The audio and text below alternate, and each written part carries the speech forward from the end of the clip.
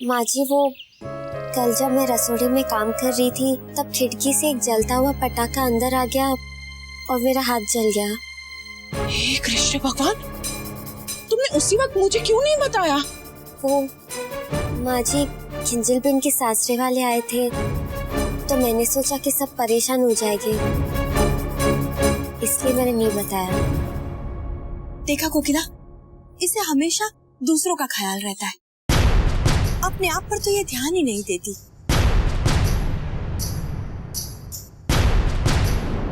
गोपी बहू, अब इसमें हल्दी का लेप लगा लेना, और अगर तब भी घाव न भरे तो इस बार मुझसे कहना जी। मैं डॉक्टर के पास लेकर चलूंगी तुम्हें। नानी भाभी, पंडित जी आ गए। मणि, तुम पंडित जी के लिए पानी लाओ। कोकिला, हम लोग पंडित जी के पास चलते हैं। सारू, और तुम गोपी बहू लेप जरूर लगा लेना। चलिए मोटा भाभी।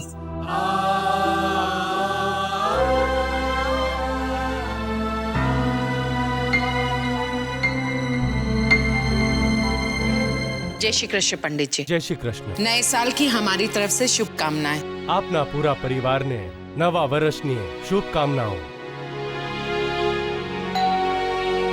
मणि, जाकर देखो कौन है दरवाजे पर। मैंने आपकी दिकरी की शादी के लिए एक बहुत ही शुभ मुहूर्त निकाला है।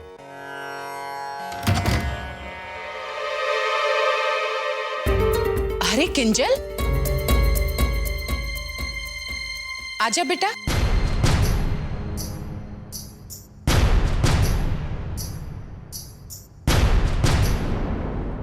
बिल्कुल सही समय पर आई हो।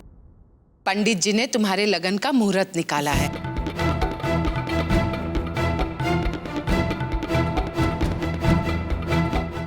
हाँ तो पंडित जी बताइए। आम तो मैं एक नहीं बेशुभ मुहूर्त काढ़िया छे। एक हफ्ते बाद है और दूसरा 1 महीने बाद।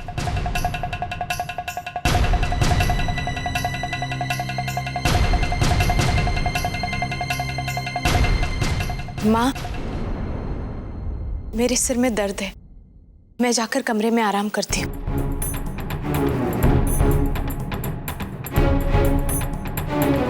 किंजल, किंजल बेटा। कोकिला, रेवा दे, उसी की शादी का मुहूर्त निकल रहा है ना, शर्म आ गई होगी। हाँ तो पंडित जी, मैं ये सोच रही हूँ कि 1 हफ्ते के बाद वाला मुहूर्त उससे बेहतर होगा कि 1 महीने बाद वाला मुहूर्त, क्योंकि शादी की ढेर सारी तैयारियां, उसके लिए भी तो समय चाहिए हमें। ठीक है।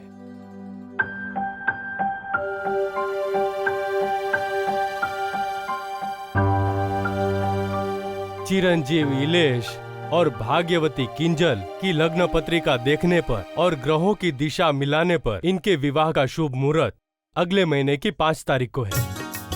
वधामणी कोकिला। तबने पर मोटा भाभी।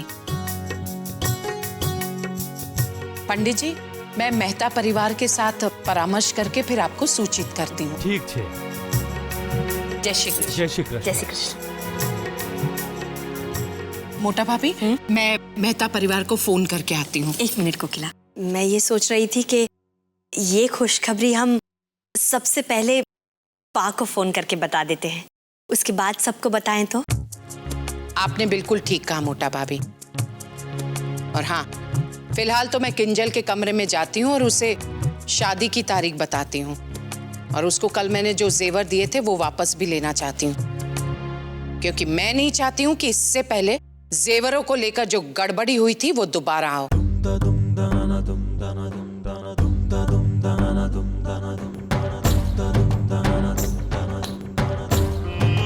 अच्छा।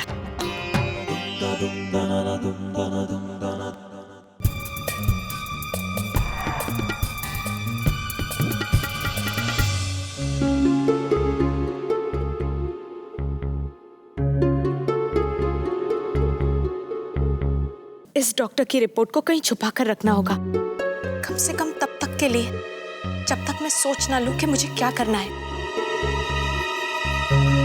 कहाँ छुपाऊं?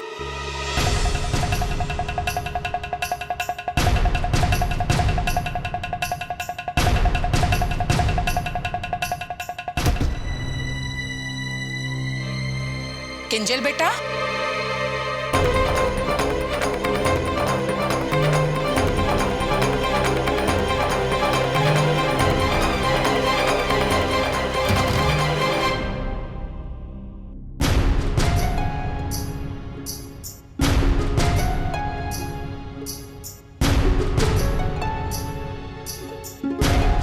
किंजल बेटा, क्या हुआ? परेशान क्यों लग रहे हो? नीचे मैं तुम्हें आवाज लगाती रही, किंजल किंजल, तुमने सुना नहीं? पंडित जी तुम्हें आशीर्वाद देना चाहते थे। वो माँ, बताया तो था आपको, सर में थोड़ा दर्द है। अरे हाँ, तुम डॉक्टर से मिलने गई थी ना? क्या कहा डॉक्टर ने?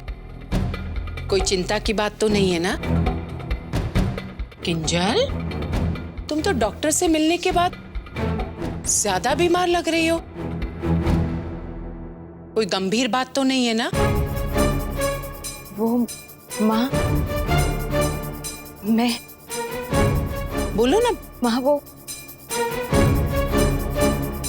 पहले तो फ्लू हो गया है और साथ ही फूड पॉइजनिंग। मेरा मतलब है दो बीमारी एक साथ हो गई है तो ठीक होने में वक्त लगेगा। क्यों घबरा रही है? ठीक हो जाएगा दवाई से। पंडित जी ने तुम्हारे लग्न का मुहूर्त बताया है और मैं शाम को केतकी बहन को फोन करके बताने वाली हूँ।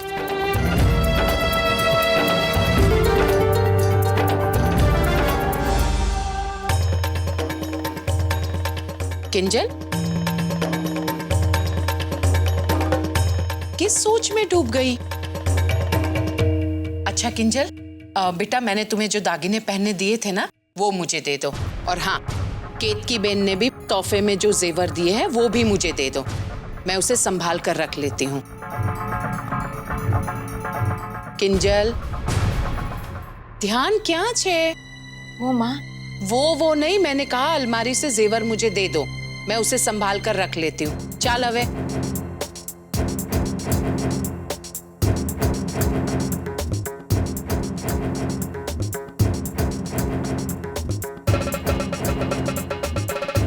किंजल, कितनी लापरवाह हो तुम। अलमारी में इतने सारे जेवर रखे हैं और तुमने अलमारी खुली रखी है। हे भगवान, कल को सासरे जाएगी तो तुम अपनी माँ का ही नाम खराब करोगी कि तुम्हारी माँ ने तुम्हें कुछ नहीं सिखाया। चल अवे, दे दो मुझे जेवर।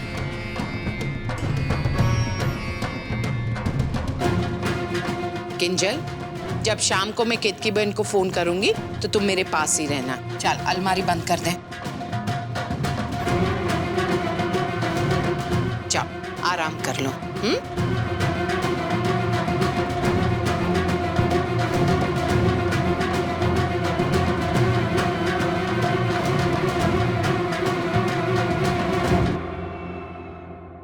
अच्छा रहेगा अगर वो रिपोर्ट मैं कहीं अलग रख दूं, कम से कम तब तक के लिए जब तक मैं माँ को सच बताने की हिम्मत ना जुटा लूं कि मुझे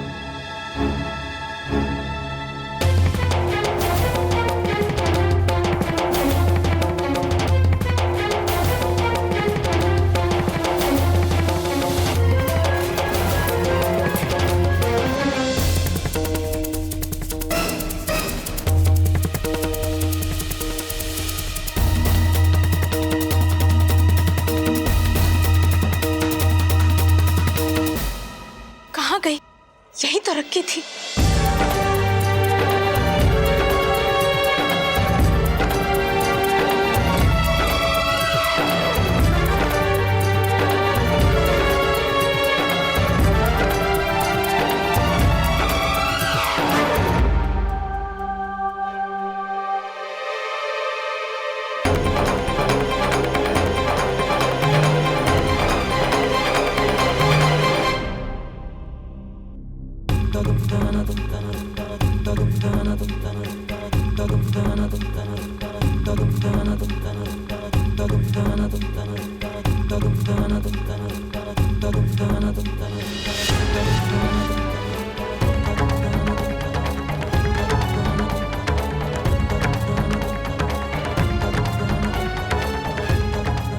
ये तो कोई डॉक्टर की रिपोर्ट लग रही है।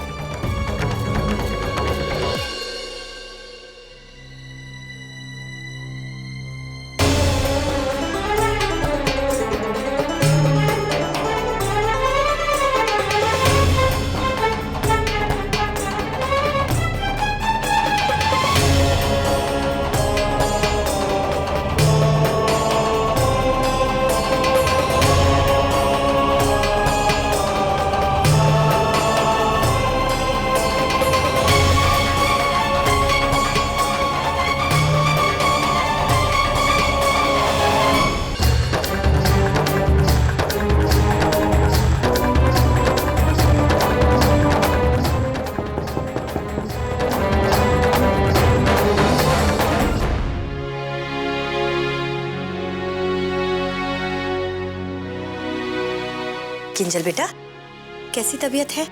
क्या कहा डॉक्टर ने? वो कुछ खास नहीं, बस क्या बेटा? Food poisoning. Food poisoning? अरे बेटा, तू यहाँ खड़ी क्यों हो? आओ यहाँ आराम करो। बेटा, फूड पॉइजनिंग में कमजोरी हो जाती है। बैठो। किंजल दिख रहा, डॉक्टर ने क्या कहा?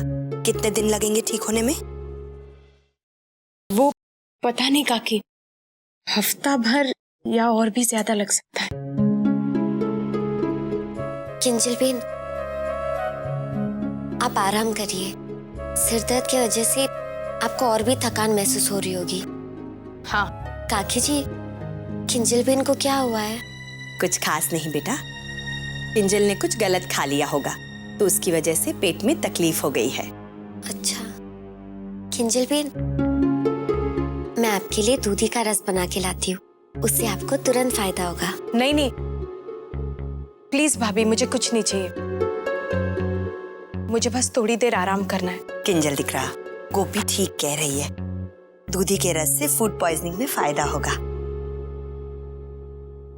गोपी, जाओ बेटा, दूधी का रस बनाकर ले आओ। जी काकी।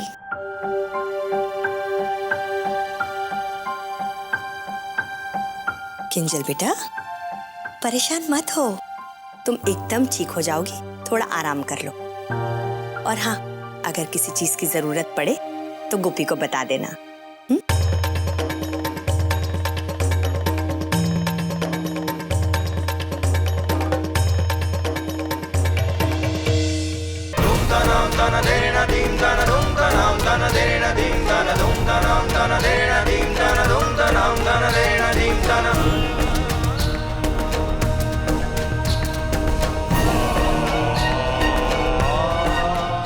हे भगवान,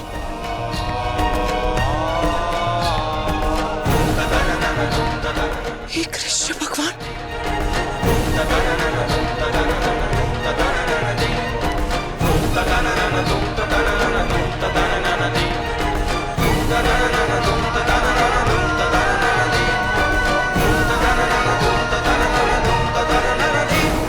काकी जी,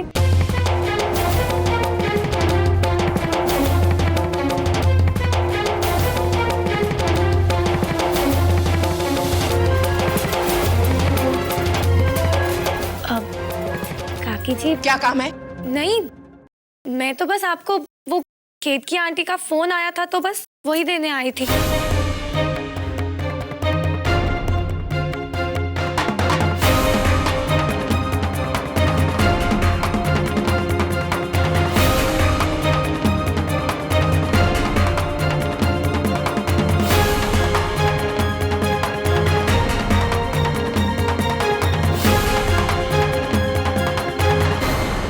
अरे वाह, जो काकड़ी हमेशा फुटबॉल की तरह तनी रहती है, आज तो उसकी जैसे हवाई निकली हुई है। जय श्री कृष्ण कितकी बहन। जय श्री कृष्ण। नए साल की शुभकामनाएं। आपको भी शुभकामनाएं। कैसे हैं आप सब, खास करके किंजल बेटी? ठीक है, किंजल बिल्कुल ठीक है। वो बस खाने में कुछ आ गया तो फूड पॉइजनिंग हो गया है। वो फूड पॉइजनिंग की वजह से बस तबीयत थोड़ी सी ढीली है। त्योहार के बाद कभी कभी ऐसा हो जाता है। लेकिन कोकिला बहन, हमारी बहू का अच्छी तरह से ध्यान रखिएगा। उसे हमें जल्दी से घर लाना है। वैसे अभी अभी पंडित जी का फोन आया था। उन्होंने बताया कि उन्होंने आपको 2 शुभ मुहूर्त सुझाए हैं। आप लोग उस पर सोच विचार करके हमें जल्दी से सूचित कर दीजिए। सच बात तो ये है कोकिला बहन, हमें अपने बहू को घर लाने की जल्दी है। मैं घर के बाकी लोगों से बातचीत करके फिर आपको सूचित करती हूँ। जय श्री कृष्ण कितकी बहन। जय श्री कृष्ण। काकी जी, सब ठीक तो है ना?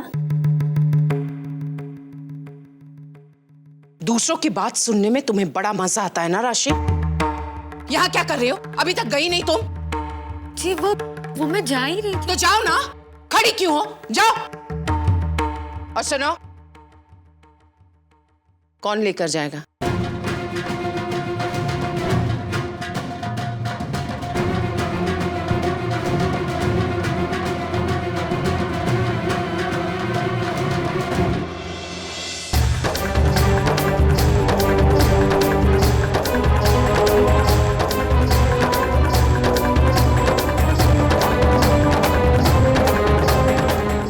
लिफाफा गया कहाँ? इधर ही तो रखा था।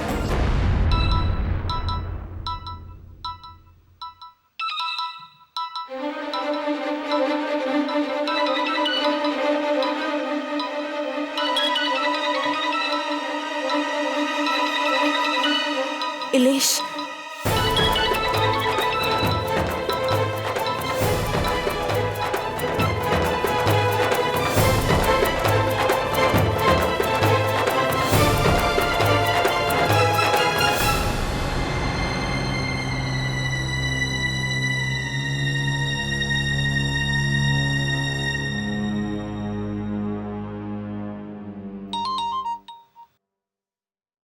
बोल बेटा। मम्मी, अब आपको क्या बताऊं, यहाँ सब कुछ उथल पुथल हो रहा है। वो छोटी कागड़ी तो ये फरमा रही है कि उन्हें फूड पॉइजनिंग हुई है। हाय हाय, दीपावली पर कुछ ज्यादा ही पकवान खा लिए होंगे उसने। वो तो मुझे नहीं पता, लेकिन जब मैं कीर्ति आंटी का फोन लेके कागड़ी के कमरे में गई थी तो उसके चेहरे पे जैसे हवाइयाँ उड़ रही थी। हाँ? और वो तो पसीने से लथपथ भी हो रही थी, लेकिन फिर पता ही नहीं चला कि बात क्या है। बात कुछ नहीं है बेटा। कल दिवाली के दिन हमने उस पे जो घी तेल का बुखार चढ़ाया था, बस उसी में जल रही होगी। और वैसे भी पूरे परिवार के सामने कल जो उसके ऐसे पलस्तर जड़े हैं, तो ठीक होने में वक्त तो लगेगा। हाँ, हो सकता है। अब चलिए, मैं फोन रखती हूँ। जय श्री कृष्ण। जय श्री कृष्ण।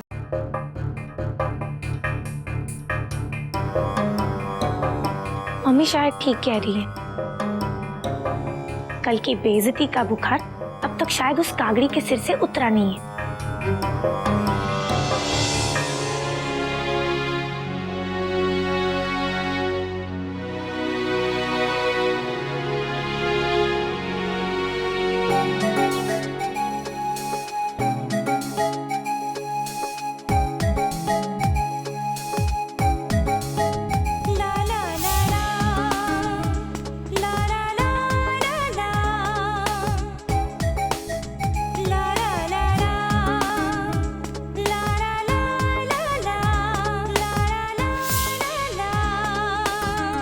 गोपी भाभी, ये कल की बंधी हुई पट्टी है।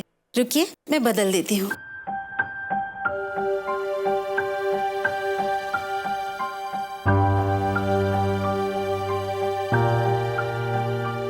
लाइए।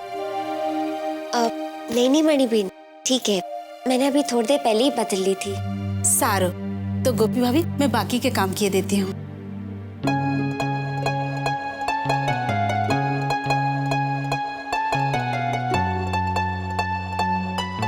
इन्होंने अपने हाथों से खुद ये पट्टी बांधी है, तभी तो ये घाव इतना जल्दी फैल रहा है।